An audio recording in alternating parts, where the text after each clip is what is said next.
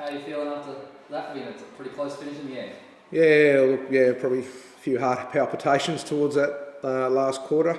We set ourselves up with a really strong third quarter. I think we kicked the first to the last and got ourselves up to a 28-point lead. So it was, to Burnie's credit, they really came hard, and some of them, Walters stood up, McKenna stood up in that last quarter, and they got a bit of a run on, which we found hard to stop. But again, as a young group, showing some resilience there. I think with 2 minutes to go, we're down to 10 points, and to get those 2 goals late, to get back ourselves in front was really pleasing. I was going on to that. You're pretty similar to Burnie in the fact that you're both pretty young sides. A great challenge there from them in the last quarter, but as you touched on, you'd be happy with the response. Yeah, happy with the response. We've got to try and learn to play 4 quarters of footy and not put ourselves in those positions. We haven't won a lot of games in our history, so we haven't had the opportunity to put a lot of teams to the sword as such. We spoke about it 3/4 time to try and do that, obviously it didn't happen, but Burnie were really great in that last quarter. And full credit to Clint and his boys. I know, 1 point at half time. You touched on that third quarter, 6 goal quarters, premiership quarter as they call it. Important time of the game. Yeah, look, we thought we had our opportunities in the first half, and Burnie had, I think they were 4 goals 11, so they missed a lot of opportunities as well. We thought we were doing really well around the ground with our ball use. Just our forward entry was probably, forward to centre was not how we wanted it, and we'd done some work on that during the week as well. So we're just trying to make sure that part of our game was right. We'll get in the inside 50s, we just weren't executing when we got forward to centre. And playing West Park, a smaller ground, you can turn defence into attack pretty quick, and Burnie did a really good job on that, getting on the outside and getting it back up forward from our either poor disposal or turnovers. You'd be pretty happy with the conditions.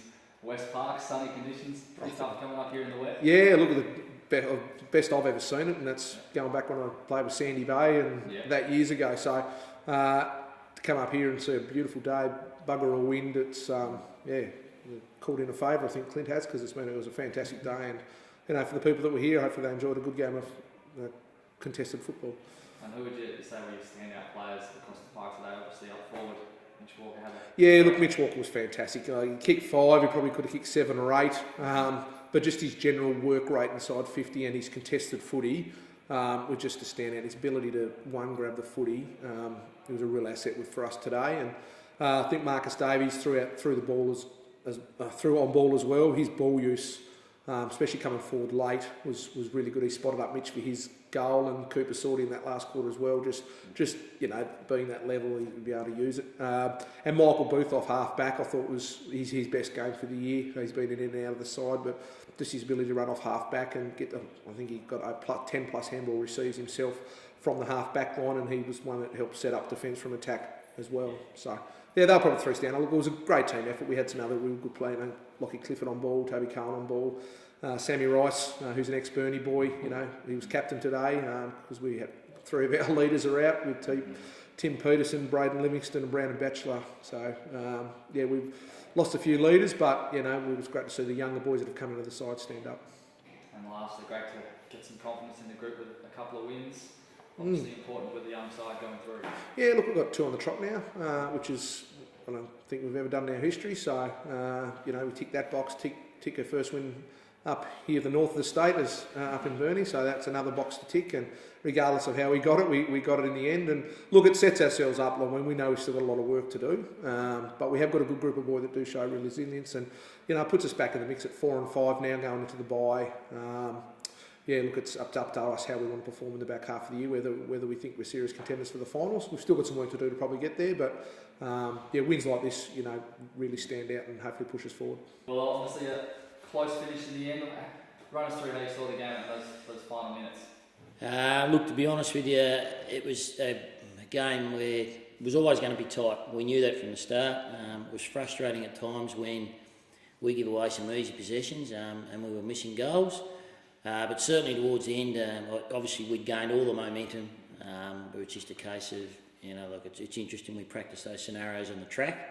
Today was a classic example to practice it, and we probably just didn't do it well enough, obviously, and the scoreboard shows that. So, look, I thought we didn't look like it, we had it, and then we lost. To be honest with you, I thought we had another minute or so on the clock, but it's a big last quarter for them and us with goals scored, so yeah, pretty disappointing. And then the third quarter hurt you in the end with the 6 goals to 3. Yeah, look, it certainly did. We probably fell away from, it's a term that's thrown about a lot with our structures in that quarter, obviously. But it was interesting. It was a perfect day for football, and the most of the scoring was towards that end. Even though there wasn't any wind, which is a real change, as we know at West Park. But we were always pretty confident if we did the right thing that we could actually win the game. So we obviously we won for a little while, but not at the end when it counted. So, yeah, a little bit frustrating that third quarter, and it's interesting that we expect those ebbs and flows and ups and downs with a young group. Just a matter of making sure that that young group can get out the other end, which we did for a short time, but we couldn't sustain it. And obviously moves big Nick McKenna into the middle had a big impact in that last quarter for you. Yeah, and that was a deliberate ploy, obviously, and it was, we thought we could get that, and it's pretty easy. Like I think halfway through that third quarter, the easy way out is to throw a couple behind the footy, and obviously Harry and Nick Walters and Nick McKenna, they can all do it. They've done it in the past. They've been doing it for 100 games of football, but that doesn't help with Sammy Cathbell or Darcy Brasendale or Jamison House. So you've got to give those guys that opportunity and some time. And we could have iced the game quite easily, but we wanted to win it, and we played like we wanted to win. So hence Nick going in on ball, basically as a giant ruck rover in the last quarter, which worked and gave us a bit of momentum, which we wanted. But yeah, it was just pretty disappointing.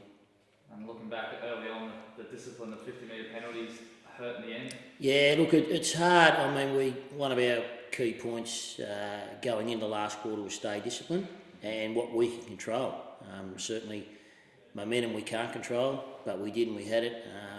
Skill execution today was really poor by us all game, and I'm sure that they'd say the same. So, but I think probably 6 goals from our errors and or 50-metre penalties, and that's not good enough. But we didn't address that because, to be honest with you, it was by some of our senior players as well. So it's really hard. I mean, we've got such a young group. Our 23rd debutant today in Joel O'Donnell. So, I mean, we can lay the blame at their feet as young players, but it's the same as I said last week. It's a game that we lost, but it's a senior game they all played. And the other thing is those more experienced players, your Dowlings, your Walterses, the pressure's on them all the time, and the opposition will really give it to them, and they're really standing up. So it's just trying to gel all that combination together to get the W, and we weren't far off. Who were some of the standout players? Probably mentioned a few there. But... Yeah, look, I mean, the usual suspects. I thought Nick McKenna was obviously pretty good. He was up forward, then he went into the ruck. Nick Walters was outstanding all day. He's unlucky not to be in that state side. I mean, from a side that we've won one game, and he's been fairly consistent, all year.